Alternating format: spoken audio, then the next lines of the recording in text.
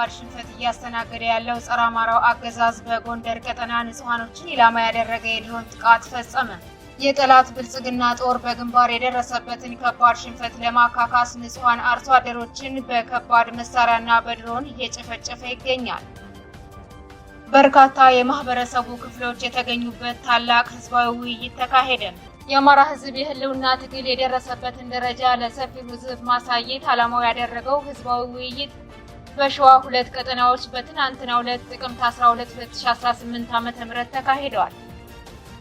በደረሰ የትራፊክ አደጋ የ9 ሰዎች ህይወት ማለፉ የተገለጸ ሲሆን ህይወታቸው ካለፉት መካከል 7ቱ የህክምና ባለሙያዎች ናቸው። አድማጭ ተመልካቾቻችን በዝርዝር እንመለከተዋለን። ሰላም ጤና ይስጥልን። የጥቁር አንበሳ ሚዲያ አድማጭ ተመልካቾቻችን እንደምን አምሽታችኋል? ዕለተ ሐሙስ ጥቅምት 13 2018 ዓ.ም መረጃዎችን ይዘን ቀርበናል። ከዜናዎቹ ጋር ሰናይት አያሌው ነኝ። አብራችሁን ቆዩ። ወደ ዝርዝር መረጃዎች አልፋለሁ።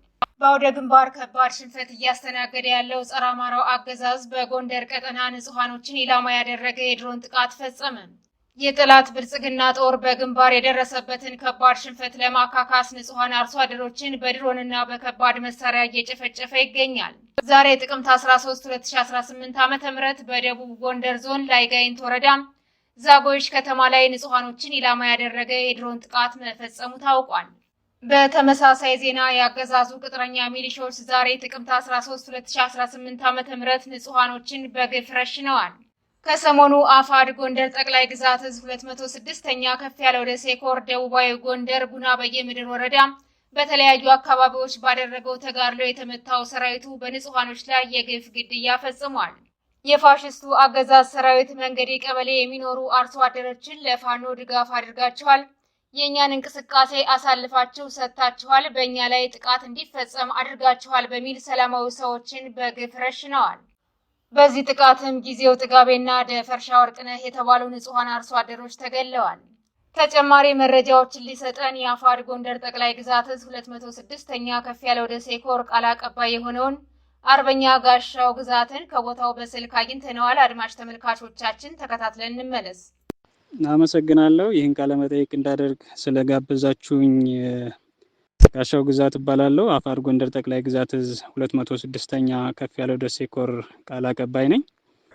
ያው ዛሬ ጥቅምት 2 2018 ደቡብ ጎንደር ዞን ላይ ጋይንት ወረዳ ዛጎች ከተማ ላይ በንጹሃን ዜጎች ላይ ያገዛዙ ስርዓት የድሮን ጥቃት ፈጽሟል። የስርዓት ወለድ አማራን የማጥፋት እቅድ ያለው አገዛዝ በንጹሃን ዜጎችና በንጹሃን ቤቶች ላይ ከፍተኛ የሆነ ውድመት አድርሷል ማለት ነው። በዚህ ጥቃቱም ወይዘሮ ደብሬ ትኩና ወይዘሮ በላይነሽ ደስታው የሚባሉ ግለሰቦች በመኖሪያ ቤታቸው ላይ ከፍተኛ የሆነ ጉዳት አስተናግደዋል ማለት ነው። እነዚህ እናቶች ከፍተኛ ጉዳት ከማስተናገዳቸው አኳያ አሁን በሕክምና ክትትል ላይ ይገኛሉ ማለት ነው። ይህ ስርዓት ከፍተኛ ፋሽስታዊ የሆነ ውርስ ያለው ታሪክ እና ትርክትን አዳቅሎ የአማራን የማጥፋት እቅዱን ተያይዞታል ማለት ነው። ይህ በእንዲህ እንዳለ የብልጽግና ሚኒሾች ጸያፍ ራስን በራስ የማጥፋት እቅዳቸው ዛሬ ሌሊቱን በቀን 13 ንጹሃንን በግፍ ረሽነዋል ማለት ነው። በአፋር ጎንደር ጠቅላይ ግዛት እዝ 206ኛ ከፍ ያለው ደሴ ኮር ደቡባዊ ጎንደር ጉና በየምድር ወረዳ መገንዲ ቀበሌ የብልጽግና ሰራዊት በቀበሌው የሚኖሩ አርሶ አደሮችን ለፋኖ ድጋፍ ታደርጋላችሁ፣ የእኛን እንቅስቃሴ አሳልፋችሁ ለጠላት ትሰጣላችሁ በሚል ተልካሻ ምክንያት ጊዜያዊ በአካባቢ የሚገኙትን አንደኛ አቶ ጊዜው ጥጋቤና ሁለተኛ ደፈርሻ ወርቅነህ የሚባሉ ንጹሃን አርሶ አደሮችን በግፍ ረሽናቸው አልፏል ማለት ነው።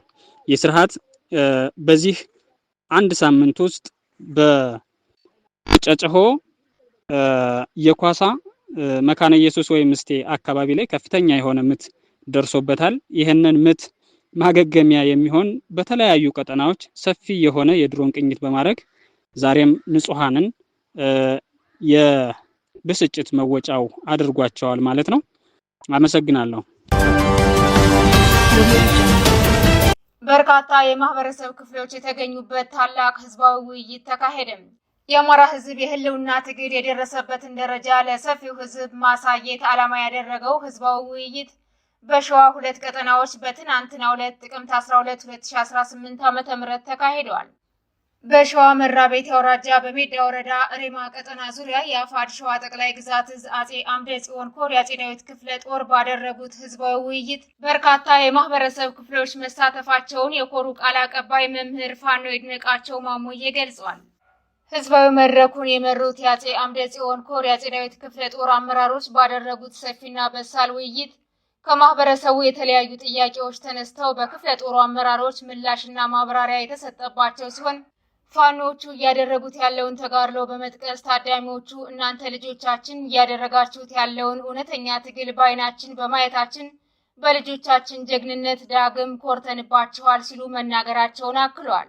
በተጨማሪም ተጠናክሮ በቀጠለው ህዝባዊ መድረክ በሸዋ ይፋትና ጥሙጋ አውራጃ በተለያዩ ቀጠናዎች የአፋድ ሊቀመንበር አርበኛ እስክንድር ነጋን ጨምሮ የሸዋ ጠቅላይ ግዛት እዝ የአርበኞች ጦር ሰራዊት ከፍተኛ አመራሮች በወቅታዊ ጉዳዮች ላይ ከአርበኞች ጦር ሰራዊት ጋር በወቅታዊ የትግል ሂደቶችና ቀጠናዊ ፖለቲካዊ ጉዳዮች ላይ ያተኮረ ውይይት አድርገዋል።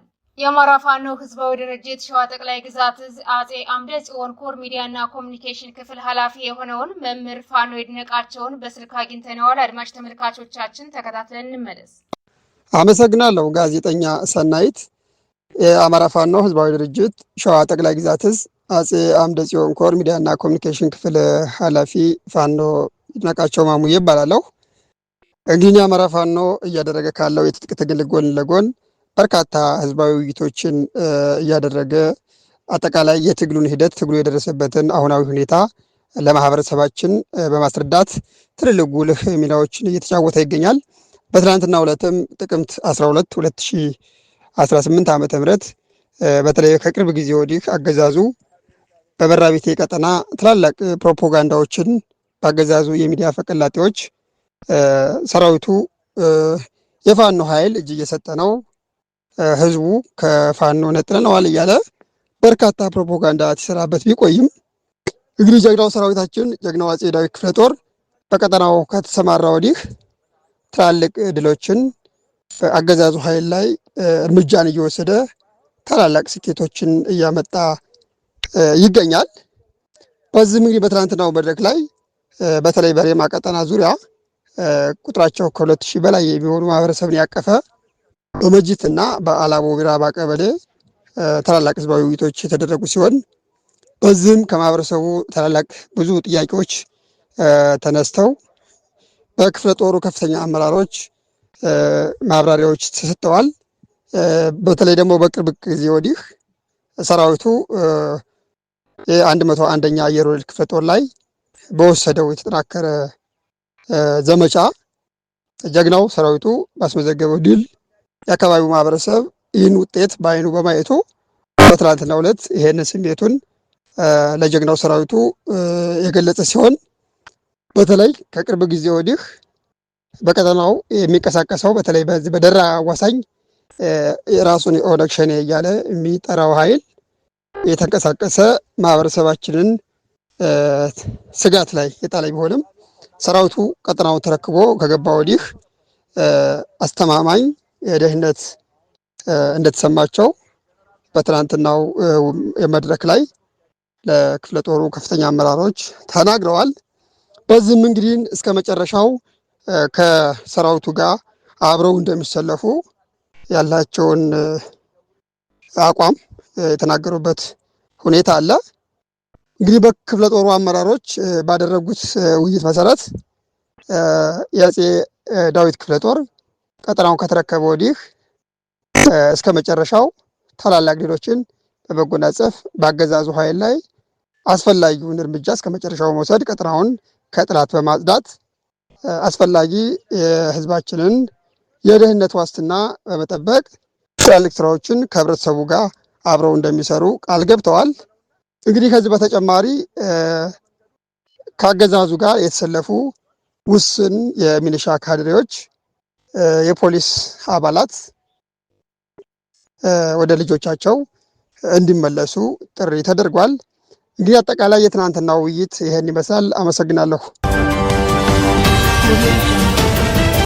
ወደ ሌሎች መረጃዎች ስናልፍ በደረሰ የትራፊክ አደጋ የ9 ሰዎች ሕይወት ማለፉ የተገለጸ ሲሆን ሕይወታቸው ካለፉት መካከል 7ቱ የሕክምና ባለሙያዎች ናቸው። በኦሮሚያ ክልል ምስራቅ ሸዋ ዞን ቦሰት ወረዳ ትናንት ምሽት በደረሰ የትራፊክ አደጋ የ9 ሰዎች ሕይወት ማለፉ ታውቋል። አደጋው የተከሰተው መነሻውን ከናዝሬት ያደረገው የህዝብ ማመላለሻ አውቶቡስ ከአንድ የጭነት ተሽከርካሪ ጋር በመጋጨት መሆኑ ተረጋግጧል። በደረሰው አደጋ ከሞት የተረፉትና ጉዳት ያስተናገዱት ሰዎች በቦሰት ሆስፒታል የሕክምና አገልግሎት እያገኙ መሆኑ የተነገረ ሲሆን የአደጋው መንስኤ በፍጥነት ማሽከርከር ስለመሆኑም ተጠቁሟል። የተወደዳችሁና የተከበራችሁ አድማጭ ተመልካቾቻችን ለዛሬ ያዝንላችሁ መረጃዎች እነዚህን ይመስሉ ነበር። የዩቲዩብ ቻናላችንን ላይክ፣ ሼር፣ ሰብስክራይብ እንድታደርጉ በአክብሮት እንጠይቃለን።